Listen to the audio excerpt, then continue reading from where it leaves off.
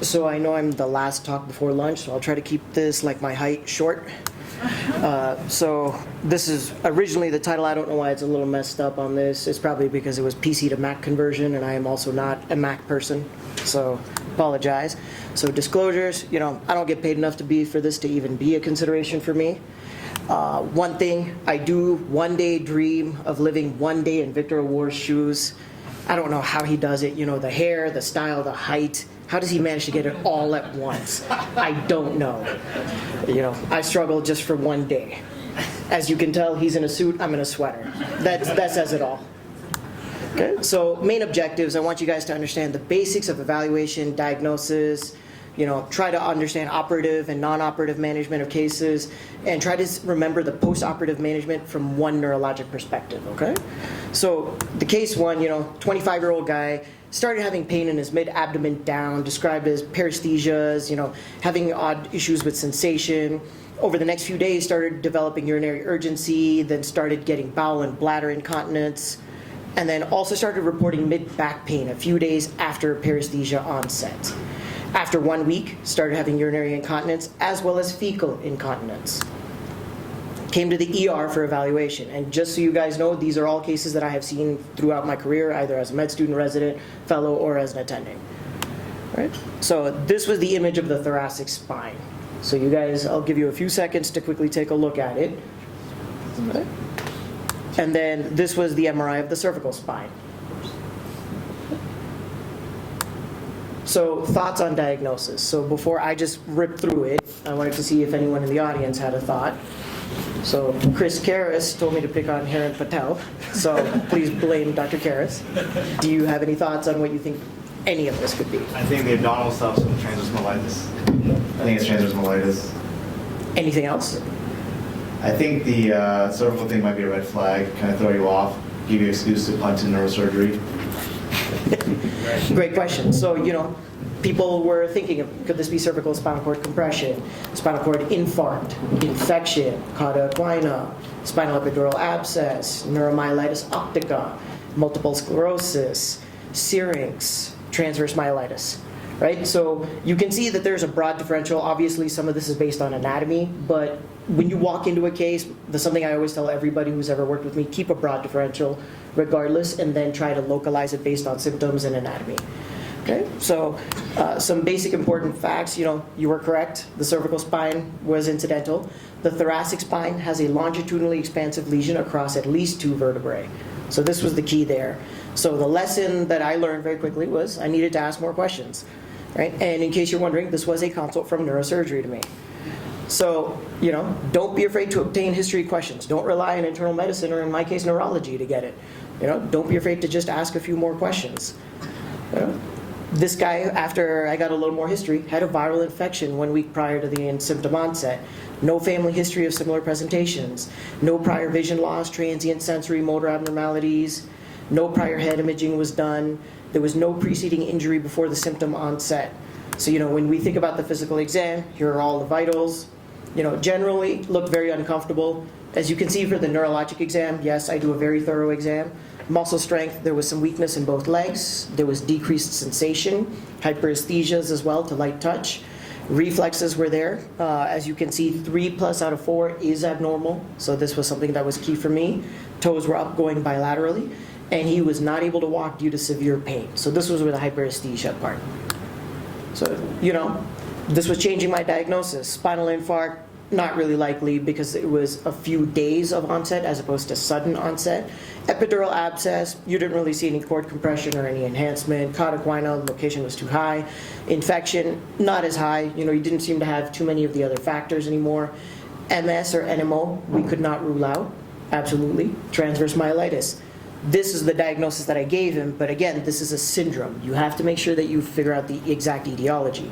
Now, mind you, I know that the United States has a lot more resources than several other countries, so I keep that in mind.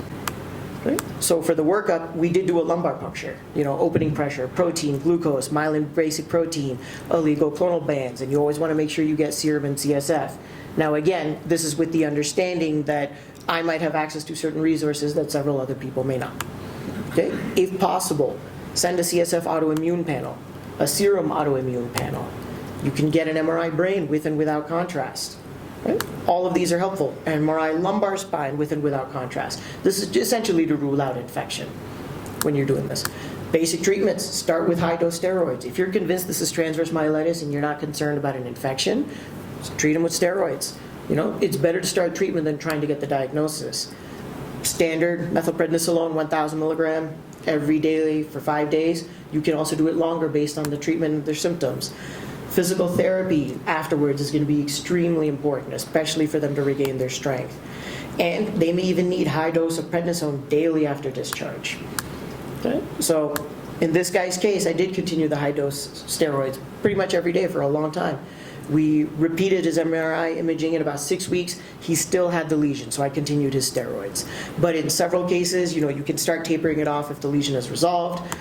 You can follow up labs. In this guy's case, he did have something called anti-MOG antibody transverse myelitis, which can be triggered about a week or two after a viral infection. Okay? You can also do steroid-sparing agents if there are any other lesions that might exist. Okay? So that was the end of the first case. So for case 2, this is someone else that I had seen. Presents with 4 days of fever, severe neck pain, progressive difficulty moving. No known preceding injury prior to presentation, no recent infections or sick contacts, or at least that's what he told me initially. Right. Additional history, reports no substance or alcohol use, never occurred previously, reports no recent sexual activity. Basic labs, had an elevated white count, blood cultures, came back positive for Staphylococcus aureus. Urinalysis, unremarkable. Urine drug screen, positive for opiates, and it was not given by the hospital. Right? So me being a thorough medical student, this is actually, I saw him as a medical student. I did a skin exam after, but these were the basic vitals. As you can see, I finally get to use kilograms instead of pounds. Feels nice. And then general, very uncomfortable, diaphoretic, generalized redness, sweating profusely. Neurologic exam, as you can see, there's something called nuchal rigidity. Right? You can see muscles. He was giving minimal effort, especially due to severe pain, but he was withdrawing briskly to noxious stimulus. So remember, don't call it a painful stimulus unless they actually respond. Pain is a sensory perception. So this is when someone has perceived it. So that's why you call it a noxious stimulus. So we're giving something that is toxic, and if they perceive it as pain, then it's painful. Right? He had hyperesthesia to all modalities, reflexes, 3+2 throughout, toes up going. We deferred gait because he was in severe pain. So obviously you saw the first one, but I recognize you, named Brittany Holloway, I think. I see your photo in all the notes. Why don't you try taking a guess at some of the differential? What do you think would be like top 2 or 3? Meningitis. Anything else?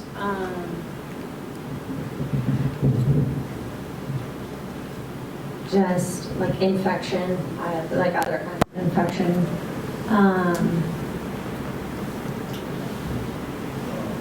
That's okay. That's perfect. So yeah, you always want to think, because we don't have imaging yet, right? So you want to keep a broad differential again. Transverse myelitis, cervical compression, acute cervical spine fracture, thoracic trauma, acute encephalomyelitis, spinal cord, so spinal epidural abscess. This was the image that we had of this person. So as you can see, extramedullary, intradural compression on the spinal cord. Okay?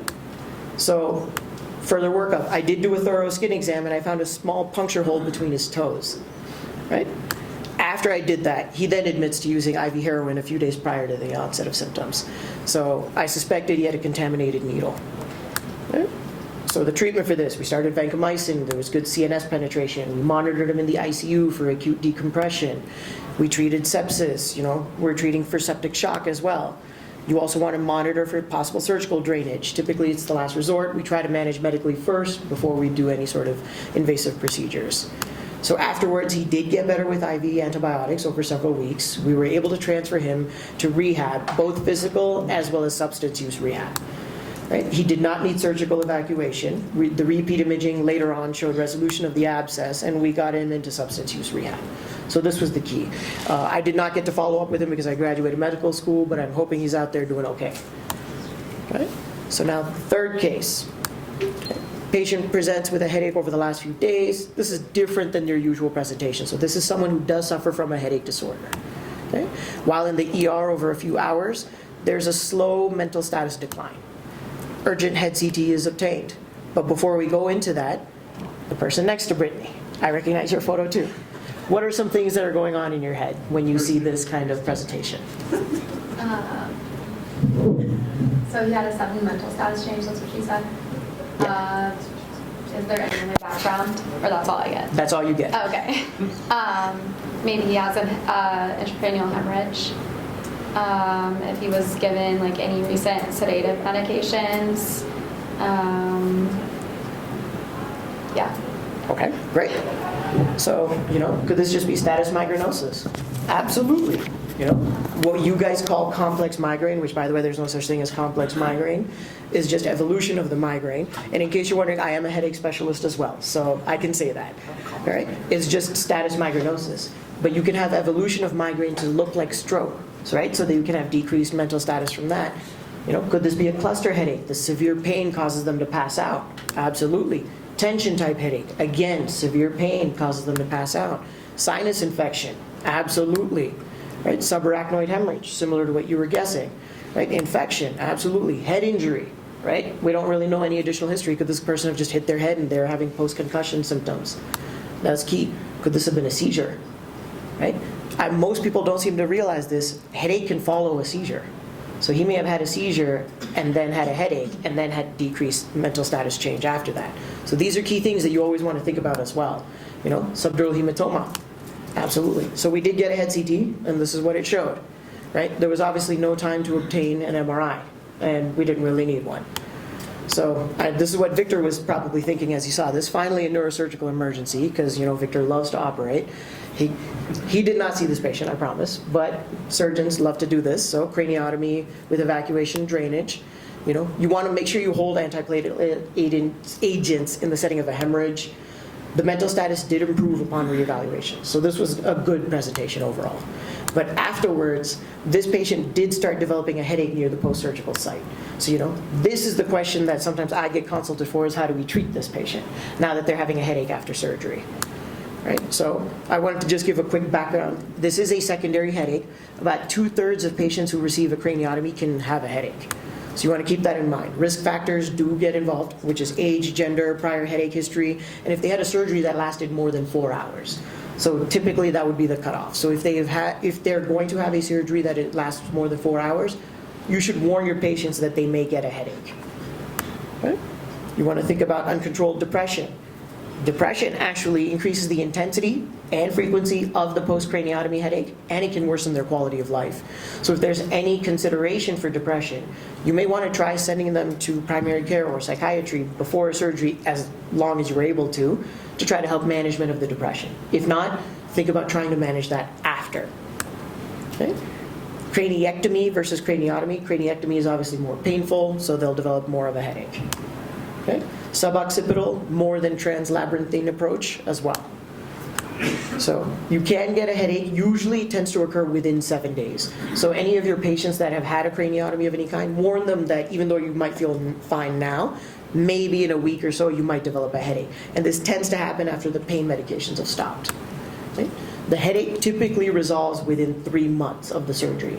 So you want to be optimistic, give your patient some hope, but obviously be realistic too and say that there's a chance your headache may last longer than that. Okay?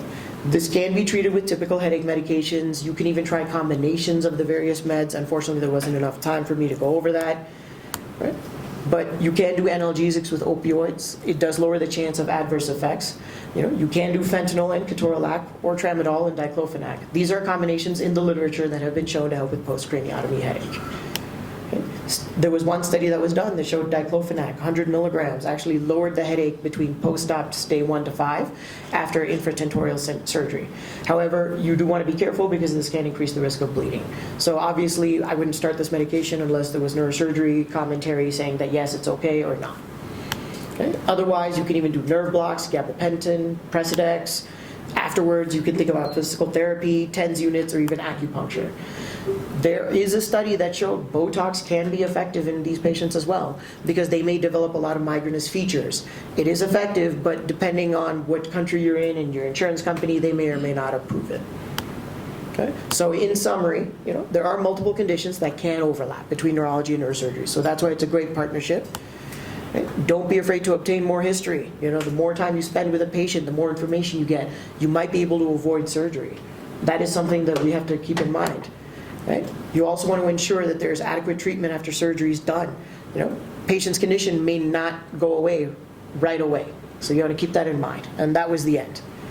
All right. So these are my basic references, and I'll be around at lunch if anyone has questions.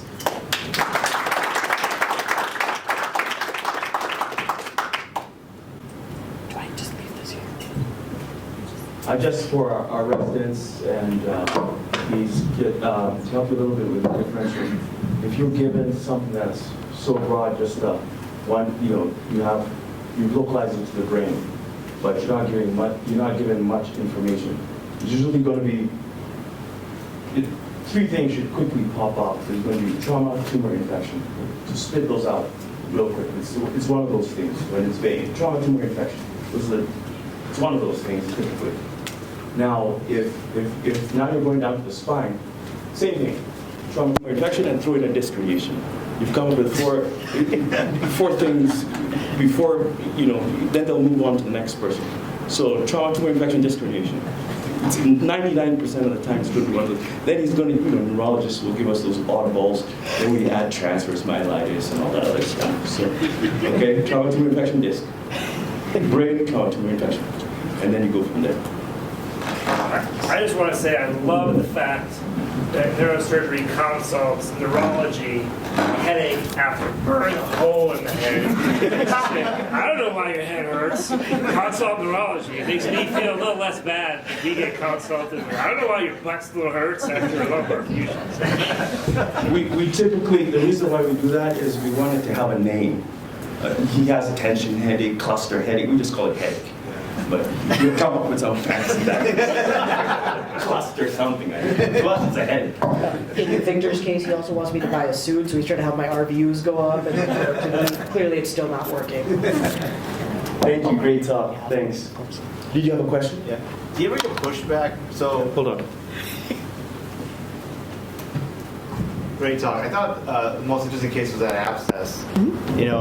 Infectious disease, like every surgeon in this room, they must have a class of how to annoy us. And they call us constantly, they chart like crazy, needs to be evacuated. That's a great case of where you don't need to evacuate. But if an ID doctor saw that in the report because they didn't look at imaging, and they just lose their minds, and how do you push back against them, say, well, wait, because I'm sure that they're just destroying you in the chart. Oh, yeah, so I just say no. I'm sorry, I'm a millennial, I keep it simple. Sometimes I'll say, yo, no. And it also doesn't hurt for me to call them and try to discuss everything. And I try to explain that, when you cut open something, you risk the infection spreading. And when you start using words like that, that scares an infectious disease doctor, right? And then I always say, why don't we try conservative management? Let's give it a few days. Let's see if they get better. If they're obviously crashing, we'll treat them faster. But if they're stable, why do we risk more things? Why don't we, sometimes less is more. I think you had said that before too. And that is key. That is something that I try to live by. The less harm we can do to a patient, the better it is long term. So when you use those kinds of phrases, if yo, no is not sufficient enough for them, then that tends to help avoid the pushback. I don't know if that helps you or not. Can I just can you ask for a show of hands for all the surgeons here, if you were presented with an MRI with what looks like a large epidural abscess with someone who's has a neurologic deficit, how many would feel obligated to operate versus just treat with antibiotics? Who would say operate? Who would say just try antibiotics first? I think the key thing here was the blood culture as well. So you're saying one of the reasons you operate is to get a culture? Sometimes, yeah. Was it also intradural or was it an epidural abscess? Because I think intradural really below. Right, but it kind of looked epidural to me. It looked epidural. It is epidural. Yeah. I mean, even if you just made a little laminotomy and just... But it works. Yeah, it worked. Right. But there is data to support you if they are... But all the data I've seen is in someone who's neurologically stable, normal. I would feel a little I would love not to get up in the middle of the night, but I would feel a little uneasy about watching that if they were as neurologically compromised as perhaps I thought they were. Yeah, so in that case in particular, what we made sure to do was check on them every 2 to 3 hours. And we had overnight residents as well, so they would also go and check on them. And if at any point the exam was deteriorating, we'd obviously get neurosurgery on board. They were already following anyways, so they were aware of the patient. But in our case, because his exam stayed stable, after 1 or 2 days, you started noticing fever was going away. He was starting to feel a little better. We were starting to manage neck pain with better pillows, physical therapy, and he noticed an improvement in the physical exam. Now, it did take several weeks of antibiotics, because with epidural spinal abscesses, you obviously need 6 to 8 weeks. But in his case, because we started seeing improvement day to day, we were able to hold off surgery. And so that's something to always keep in mind. If they're wide awake and they do have a net deficit, but it's stable, do you necessarily have to operate right away? And so if I can plant that little bit of seed of doubt in you, then maybe you should hold off and say, let's try antibiotics first, with the possibility of surgery if needed. And you are correct. The fact that we had cultures ahead of time also helped us, because we were able to start vancomycin right away. Because we had positive blood culture, so you're thinking sepsis right off the bat. So we just started treating them. Any other questions?